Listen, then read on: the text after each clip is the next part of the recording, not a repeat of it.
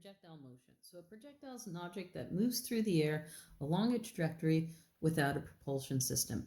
So if I throw, say, this eraser, okay, that's a projectile.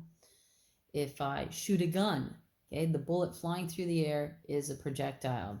However, a helicopter, a plane, has an engine to it. So those are not examples of a projectile. So a projectile doesn't have a propulsion system.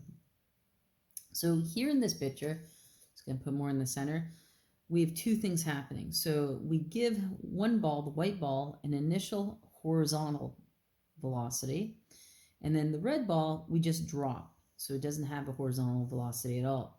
And what they've done is they've drawn little lines so that you can see that both balls are falling at exactly the same rate. So at 0.1 seconds, they're at the same height. 0.2 seconds, same height. 0.3 seconds, the same height. 0.4 seconds, the same height, etc., etc., etc. And you could also see at first the space is small and then it's getting bigger and bigger and bigger, and that's because we're picking up speed as we accelerate down. However, horizontally, what we see with the white ball is the spacing is exactly the same. So that means in the horizontal direction, the speed's not changing, it's uniform. So in the down direction, we're accelerating. In the horizontal direction, we have uniform motion. So it says the following diagram is an example of two balls released at the same instant. One projected horizontally while the other is released from rest. Both balls have an initial vertical velocity of zero, experience free fall, and reach the lowest position simultaneously. That means at the exact same time. So they're falling the same. Let's just move this up a little bit. It says projectile motion is motion with a constant horizontal velocity. So that means in the horizontal direction, it's uniform motion, combined with a constant vertical acceleration due to gravity. So gravity is going to act on both balls equally, and it is going to accelerate down at a rate of 9.8 meters per second squared. The horizontal and vertical motions are independent of each other, except they'll have time in common. So we know in the horizontal direction we have uniform motion. There is only one formula for us to use, and that's V is equal to D over T. And in the vertical direction, the Y, well, because we have acceleration due to gravity, we can use our 5 acceleration formulas. Let's try our first example. It says a ball is hit with a velocity of 50 meters per second horizontally. So it's just given a horizontal velocity, straight horizontal. Not up, not down, just straight to the right. 1.2 meters above the ground. So when it's hit, it's 1.2 meters above the ground. And we want to find how far does it go. So this is an example of a projectile because once we hit it, there's no propulsion system. It's just going to eventually hit the ground because of gravity is pulling it straight down. So there's two components here. So we have the horizontal component and we have the vertical component.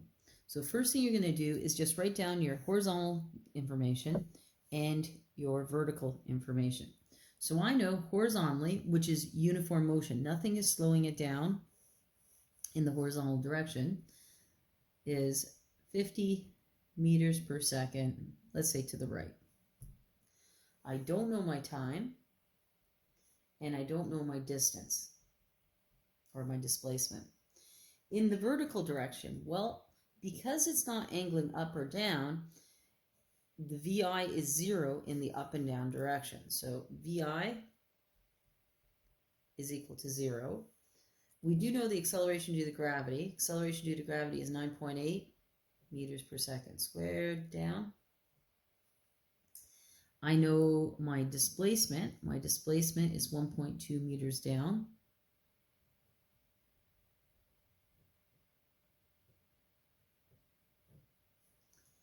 And I don't know anything else. So the first thing says, how far does it go? Well, that's the horizontal range, okay? That's how far it's going this way. In order to solve for D, I need to know what T is. Now, I know that time is the same in the horizontal and the vertical direction. So if I could solve for time here, I could plug it into my horizontal formula and solve it for here. So let me do that first. So if I have VI, A, D, and T, I can use this formula. I can say D is equal to VIT plus 1/2 AT squared. It's up a little bit. In this case here, VI is equal to 0, so that just cancels out, makes life a little easier. So now I have D is equal to 1/2 AT squared. I'm trying to get T all alone. So to bring the 2 over here, I'm going to multiply it by 2. To bring the A over here, I'm going to divide it by A. So I'm going to times it by 2. And then I'm going to divide both sides by A. So I end up with T squared is equal to 2D divided by A. And then to get T all by itself, I take the square root of both sides.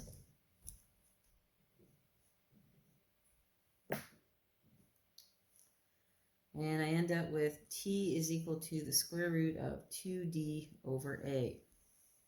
So now what I can do is plug in my given information. So 2 times my distance, which was 1.2, divided by my A, which is 9.8. And that gives me a T of 0.49487 seconds. Until I round, try to keep as many decimal places as you can. Once we round, your rounding will be your very last step. Okay, so now that I know my time in the horizontal and vertical components is actually the same. So that's actually going to be equal to 0.49487 seconds. The horizontal distance, or we call that the horizontal range, okay, is uniform motion. I only have one formula for uniform motion, and that is V is equal to D over T. If I'm trying to get D all alone, well, I'm dividing by T. The opposite dividing by T is to multiply by T. The T's cancel out. And I end up with the formula D is equal to VT. I know what V is. V is 50. T is 0.49487. And when I put that into my calculator, I end up with 24.7 meters that way. When I look at this is multiplying, so I have to round to the smallest number of significant digits.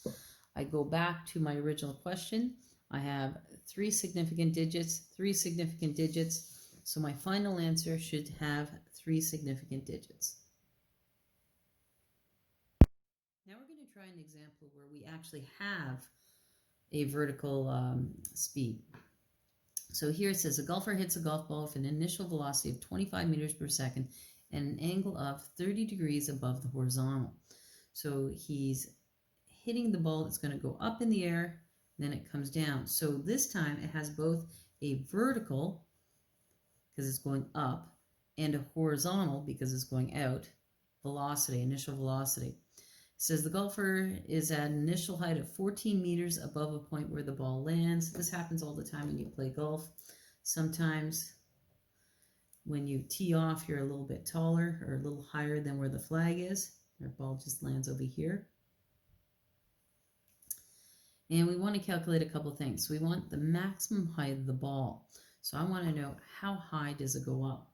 So first thing we should do is sketch out our vector and break it down into its components. So we know that when he strikes it, it's leaving at an angle of 30 degrees above the horizontal with a speed of 25 meters per second. We're going to break that down into the 2 components. This side here is beside, so it's the adjacent. So that would be 25 cos 30. And 25 cos 30 works out to be 21.65 meters per second that way. So horizontally, our speed's not going to change. Okay, it's going to remain at 21.65 because nothing is slowing it down in the horizontal direction. The vertical one, however, will change. We have acceleration is going to slow us down.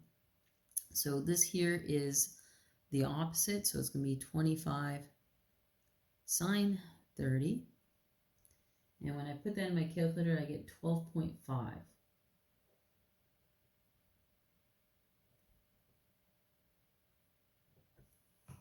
meters per second up. Okay, we're going to do a part first. So we have things happening in the horizontal direction and things happening in the vertical direction. So we're going to write down our given information for both. So in the horizontal direction, I know what the initial speed is. Okay, so I know my velocity, and in the horizontal direction, it's uniform motion. So it's not going to change, is 21.65.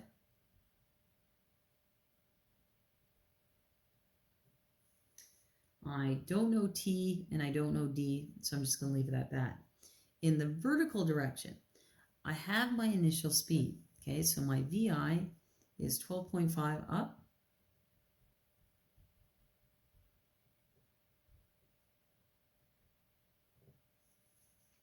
I know acceleration due to gravity is always going to be 9.8 meters per second squared down.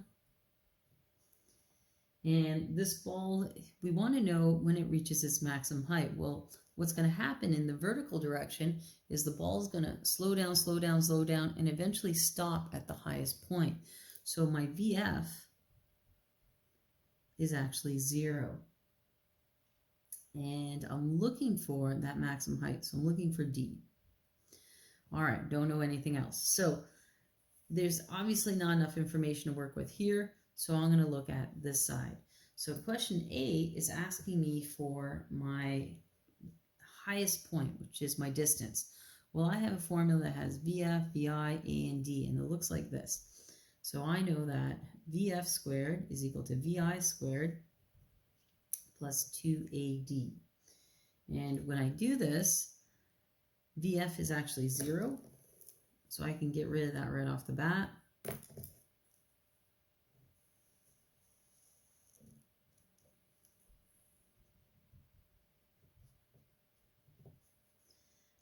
Trying to get D all by itself, so to bring the VI squared over, I do it by subtracting it from both sides.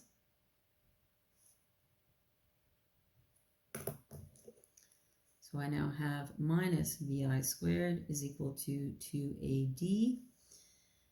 Next, I just need to move the 2A over by dividing.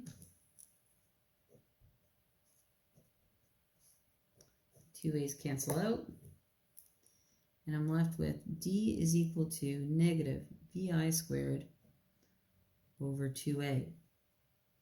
Okay, so we can plug these numbers in. When I look at my given information, I have a slight problem here. I have up and down. Now my displacement at my highest point, I'm up. So what I'm going to do for now is I'm going to change my acceleration due to gravity to up. So it's going to become minus 9.8 meters per second squared up. So that way my VI is up, my A is up, and I know my displacement is going to be up. So when we plug in our given information, we have minus VI, which is 12.5, divided by 2 times negative 9.8. A negative divided by a negative will become positive, and I get 7.97. When I look back at my question, because I'm dividing and multiplying here, I want the fewest number of significant digits. Well, I have 2 significant digits, 2 and 3. So I need to round this to 2 significant digits. So my final answer is going to be 8.0 meters up.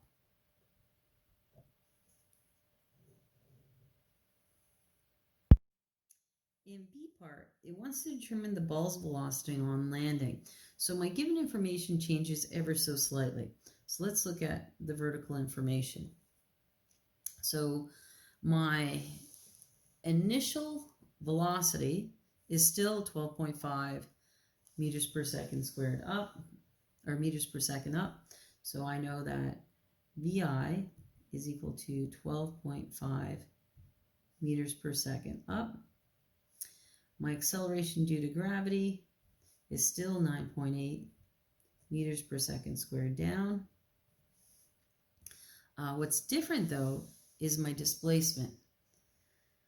If I started here, I ended up 14 meters below from where I started. So my displacement is actually different. My displacement is going to be 14 meters down from where I started. Which means if this is down, I probably want to change this other one to down. So that's the same as saying negative 12.5 meters per second down. So I just make that negative. All right, and I'm looking for, it says the ball's velocity, the final velocity. Now, this final velocity has two components to it, because as I drop, my speed's going to increase due to gravity, and I also have the horizontal, which never changes. So I need both of those. So first of all, let's just figure out the vertical final speed. So if I'm looking for my VF in the vertical direction, I can use the formula V squared is equal to VI squared plus 2AD. All right.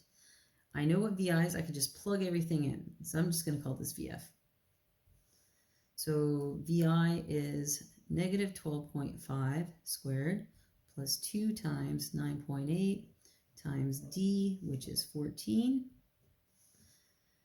I put all that into my calculator. I take the square root of that, and I end up with VF being 20.75 meters per second in the down direction.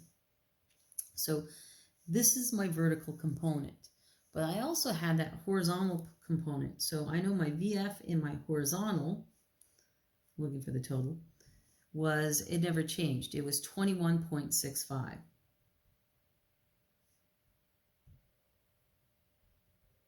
So what I need to do is add these two together. So I'm just going to draw it. And I'm going to get a triangle, a right triangle. So I'm going horizontally at 21.65. And then I'm dropping at 20.75. I'm looking for this resultant. Well, we're right back to our right triangle. So to solve for this, I'm going to use Pythagorean theorem, and then to get the angle, I'm going to use tan. So Pythagoras' theorem is c squared is equal to a squared plus b squared. So c is equal to the square root of a squared plus b squared. So it'll be the square root of 21.65 squared plus 20.75. And I end up with 29.98.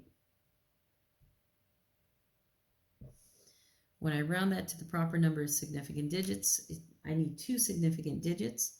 So I'm going to round it to 3.0 times 10 to the 1 meters per second. But I still need my angle. So to calculate my angle, I'm going to use tan. So I know that tan theta is equal to opposite over adjacent. So tan theta is equal to the opposite is 20.75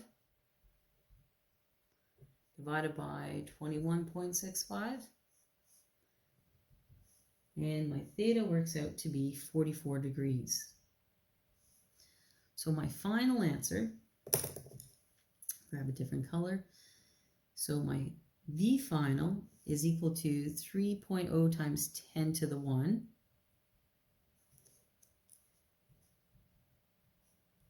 meters per second, and I'm 44 degrees below the horizontal.